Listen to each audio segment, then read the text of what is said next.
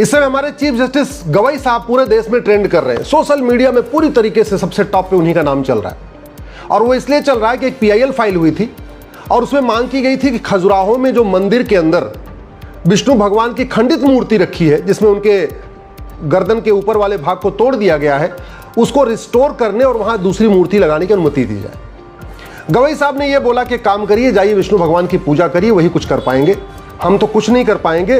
क्यों? क्योंकि ancient monument act के अंतर्गत वो प्रोटेक्टेड एरिया है। उन्होंने दो बातें कही, एक कहा जाइए विष्णु भगवान की पूजा करिए, वही कुछ करेंगे। दूसरा कहा हम कुछ नहीं कर सकते क्योंकि एंशिएंट मोन्यूमेंट एक्ट के अंतर्गत ये प्रोटेक्टेड है।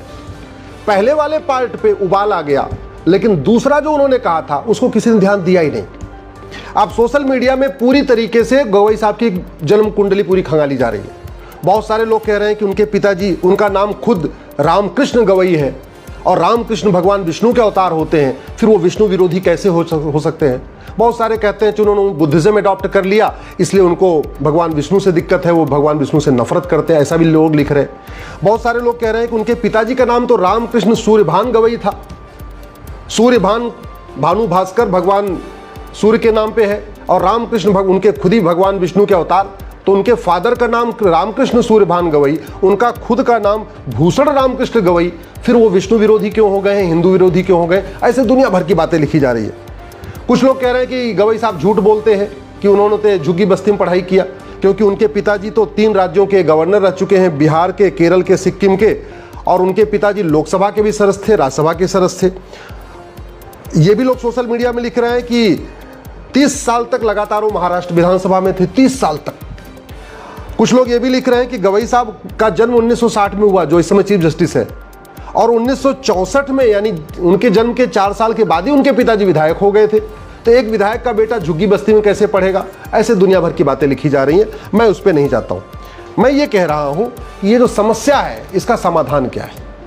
भारत के संविधान का आर्टिकल 49 कहता है कि भारत की जो ऐतिहासिक धरोहरें हैं, पौराणिक धरोहरें हैं, उनको संरक्षित करना ये सरकार का काम है। लेकिन इस आर्टिकल 49 का आज तक ठीक से इंटरप्रिटेशन हुआ ही नहीं है। आज जब आर्टिकल 49 का इंटरप्रिटेशन हुआ है, या तो कैम्ब्रिज के चश्मे से हुआ, या तो ऑक्सफोर्ड के चश्मे से हुआ है, या तो इंग्लैंड के चश्मे से हुआ है, तो अरब के चश्मे से हुआ। भारत के चश्मे से आर्टिकल 49 का इंटरप्रिटेशन हुआ ही नहीं है। भारत आर्टिकल 49 जब ये कहता है कि जो हमारी ऐतिहासिक पौराणिक धरोहरें हैं उनको प्रोटेक्ट करना है, इसका मतलब ये नहीं कि खंडित अवस्था में प्रोटेक्ट करना है। इसका मतलब ये हुआ कि मुगल काल में या ब्रिटिश काल में जो हमारे पौराणिक स्थान तोड़े गए, सरकार का दायित्व है उनको रिस्टोर करे। रिस्टोर करने का मतलब मंदिर को संरक्षित करे और मंदिर की मूर्तियां जो तोड़ दी गई थी उनको फिर से बहाल करे। ये आर्टिकल 49 खुद ही कहता है।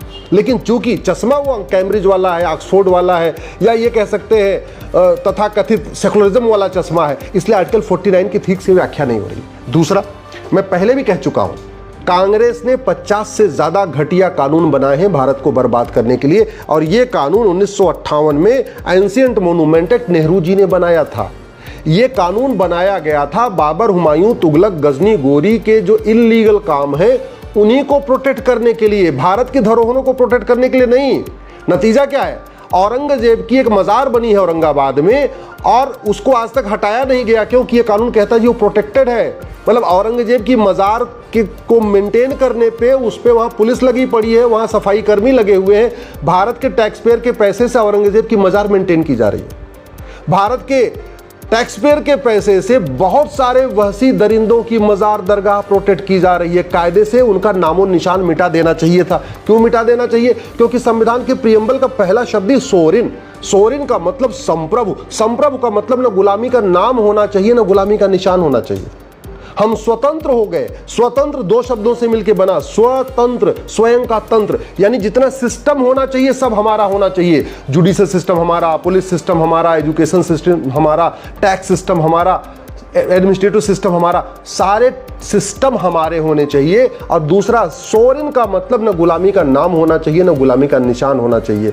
तो गवई साहब ने जो बात कही है, उनके पहले वाले पार्ट पे तो खूब चर्चा हो रही है, कभी दूसरे वाला पार्ट जो उन्होंने कहा था एंशिएंट मोन्यूमेंट एक्ट से प्रोटेक्टेड है, उसको बदलने की कोई मांग ही नहीं कर रहा। एक जो गलतफहमी है इस देश में, वो केवल जजों को नहीं है, वो नेताओं को भी है, अभिनेताओं को भी है, लेखकों को भी है, बुद्धिजीवियों को भी है, पत्रकारों को भी है, कलमकारों को भी है, यूट्यूबरों को भी है, सामाजिक संस्थाओं के मुखियाओं को भी है। एक क्या गलतफहमी है कि सारे रिलीजन एक समान होते हैं। अगले दिन नबी गवई साहब ने क्या कहा, मैं सभी रिलीजन का सम्मान करता हूं। एक तो पहली बात ये बता दूं कि धर्म और रिलीजन एक समान नहीं होता। धर्म और रिलीजन में कम से कम 20 डिफरेंस है, 20 अंतर है। मेरी PIL चल रही धर्म और रिलीजन के ऊपर, आप लोग गूगल करिएगा धर्म रिलीजन अश्विनी उपाध्याय। 20 अंतर मैंने बताए धर्म और रिलीजन के, और मोटा एक अंतर बता देता हूं जो आज तक माननीय जजों ने कभी इस पर ध्यान नहीं दिया, कि धर्म जोड़ता है, रिलीजन तोड़ता है। धर्म सबको इकट्ठा करता है और मजहब और रिलीजन ये पार्ट पार्ट, टुकड़े टुकड़े करता है, ये बांटता है। धर्म कहता वसुधैव कुटुंबकम, रिलीजन कभी वसुधैव कुटुंबकम की बात नहीं करता। धर्म कहता है नारी तू नारायणी, रिलीजन कभी नारी को नारायणी मानता ही नहीं है। कोई भी रिलीजन नहीं मानता। दुनिया में 1100 रिलीजन है, मुझे एक रिलीजन बताइए जहां पे वसुधैव कुटुंबकम का कॉन्सेप्ट हो, या दुनिया की 1100 रिलीजन में कोई एक रिलीजन बताइए जहां नारी तू नारायणी का कॉन्सेप्ट हो। धर्म कहता है यत्र नारस्तु पूज्यते रमन्ते तत्र देवता, ये मनुस्मृति में लिखा हुआ है। जिस मनुस्मृति को दुनिया भर के लोग जलाते रहते हैं, खासतौर पे जो बुद्धिज्म फॉलो कर चुके हैं, तथा कथित अंबेडकर जी के जो अपने आप को भक्त बताते हैं, वो दुनिया भर की मनुस्मृति के ऊपर बात करते हैं। अरे उसी मनुस्मृति में लिखा हुआ है यत्र नारस्तु पूज्यते रमन्ते तत्र देवता, जहां नारी की पूजा होती है वहां देवता निवास करते हैं। ये मनुस्मृति में लिखा हुआ है। दुर्भाग्य देखिए, दुनिया की किसी भी रिलीजन में ये बात नहीं लिखी है जहां नारी की पूजा होती है वहां देवता निवास करते हैं, फिर भी कहते हैं सारे रिलीजन एक समान होते हैं।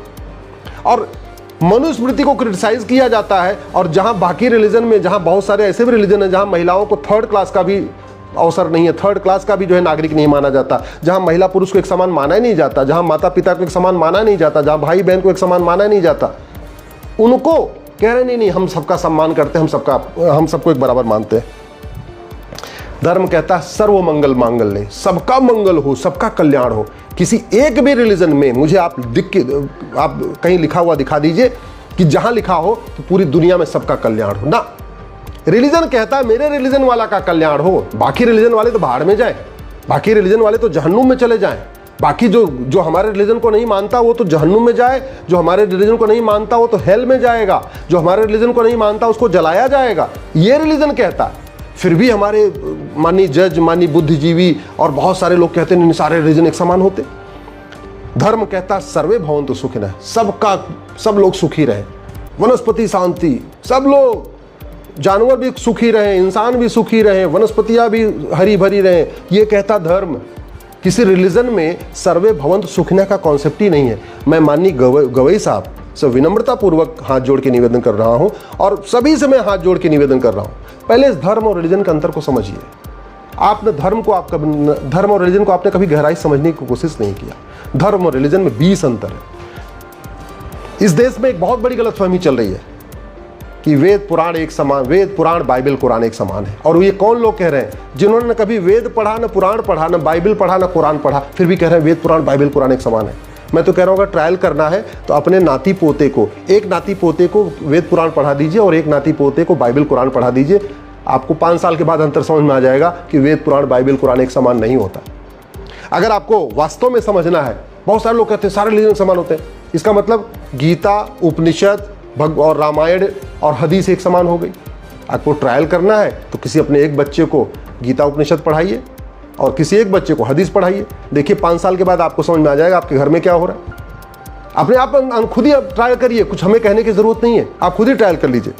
बहुत सारे लोग कहते हैं कि नहीं सारे स्कूल एक समान होते हैं, गुरुकुल, मदरसा, मिशनरी स्कूल एक समान है। तो एक काम करिए, अपने किसी एक नाती पोते को गुरुकुल भेज दीजिए, एक नाती पोते को कुछ दिन के लिए मदरसा भेज दीजिए, और एक नाती पोते को किसी मिशनरी कॉन्वेंट स्कूल में भेज दीजिए।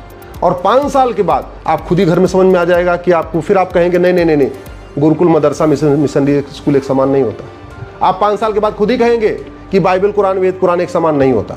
आप 5 साल के बाद खुद ही कहेंगे कि वेद, उपनिषद और हदीस एक समान नहीं होता। लेकिन ये अभी आप इसलिए कह रहे हैं कि आपने न इधर पढ़ा, न उधर पढ़ा, न इसको देखा, न उसको देखा, न उसको जाना, न उसको जाना। हाँ, एक आप बहुत बढ़िया ऐसी स्थान पे बैठे हैं जहाँ एकदम सुरक्षा है, कोई दिक्कत नहीं है, और फिर इसलिए आपको वहाँ लगता है सब एक समान है। पढ़ा आपने कुछ नहीं। बहुत सारे ऐसे लोग कहते हैं कि सारे रिलीजन एक समान, अगर सारे रिलीजन एक समान का मतलब कि जो जैनिज्म में सिखाया जाता है, जो बुद्धिज्म में सिखाया जाता है, जो सिखिज्म में सिखाया जाता है, वही इस्लाम और क्रिश्चियनिटी में सिखाया जाता है। अगर ऐसा है तो जैन अलगाववादी क्यों, जैन में कोई आतंकवादी क्यों नहीं पैदा होता? बुद्धिज्म फॉलो करने वाला कोई आतंकवादी क्यों नहीं पैदा होता? ये आपको सोचना पड़ेगा, आपको खुद ही समझना पड़ेगा। बहुत सारे लोग कहते हैं मंदिर मस्जिद चर्च एक समान है। अरे भैया, मंदिर मस्जिद चर्च एक समान नहीं होता। मस्जिद में कहा जाता है हमारा टारगेट है पूरी दुनिया इस्लाम को फॉलो करे। चर्च में कहा जाता है कि पूरा दुनिया क्रिश्चियनिटी को फॉलो करे। और मंदिर में कहा जाता है पूरी दुनिया इंसानियत को फॉलो करे। मंदिर में कभी ये नहीं कहा जाता कि पूरी दुनिया को कन्वर्ट करके हिंदू बना लो। तो आप अगर ये कह रहे हैं कि मंदिर मस्जिद और चर्च एक समान है, तो कहीं ना कहीं आपकी ज्ञान में कुछ कमी है, आपने पूरे कॉन्सेप्ट को समझा ही नहीं। मैं आशा करता हूँ कि ये वीडियो हमारे सारे बुद्धिजीवी सुनेंगे, पढ़ेंगे। मैं आपसे आग्रह कर रहा हूँ, इस वीडियो को अपने जानने वाले सभी नेताओं, अभिनेताओं, लेखकों, बुद्धिजीवियों को भेजिए, पत्रकारों, कलमकारों को भेजिए। खासतौर पर अगर आपके जानने वाले कोई जज है तो उनको ज़रूर भेजिए। लेकिन इस पर चर्चा होनी चाहिए कि क्या वास्तव में वेद पुराण, बाइबल, कुरान एक समान है? क्या गुरुकुल, मदरसा और मिशनरी स्कूल एक समान है? क्या वास्तव में जैनिज्म, बुद्धिज्म और इस्लाम और क्रिश्चियनिटी एक समान है? क्या वास्तव में गीता, उपनिषद, हदीस एक समान है? अब समय आ गया है इसके ऊपर गंभीरता के साथ चर्चा हो, क्योंकि जो हमारे शीर्ष स्तर पे बैठे हुए हैं, हाई कोर्ट के जज, सुप्रीम कोर्ट के जज, बहुत सारे सांसद, विधायक, मंत्री, ये कहीं ना कहीं गलतफहमी के शिकार हैं। उनकी गलतफहमी ये जो है बहुत नुकसानदायक होगी। ये गलतफहमी पंडित नंदराम टिक्कू को थी, जो अफगानिस्तान के प्रधानमंत्री थे। यही गलतफहमी राजा हरि सिंह को थी, जो बाद में पंजाब के 2 टुकड़े हो गए। यही गलतफहमी बंगाल के राजा को भी थी। बंगाल के 2 टुकड़े हुए, एक बांग्लादेश बना, एक पश्चिम बंगाल, ये हमारा एक पूर्वी पश्चिम बंगाल बना हुआ है। ये गलती राजा हरि सिंह को भी थी। देश में बहुत सारे हमारे पूर्वजों को ये गलती थी और उस गलती का हमने परिणाम भुगता है। और ये गलती आज भी बनी हुई है कि सारे रिलीजन एक समान होते हैं, सारी किताबें एक समान होती हैं, सारे ग्रंथ एक समान होते हैं, सारे स्कूल एक समान होते हैं। ये गलतफहमी को ठीक करना बहुत ज़रूरी है।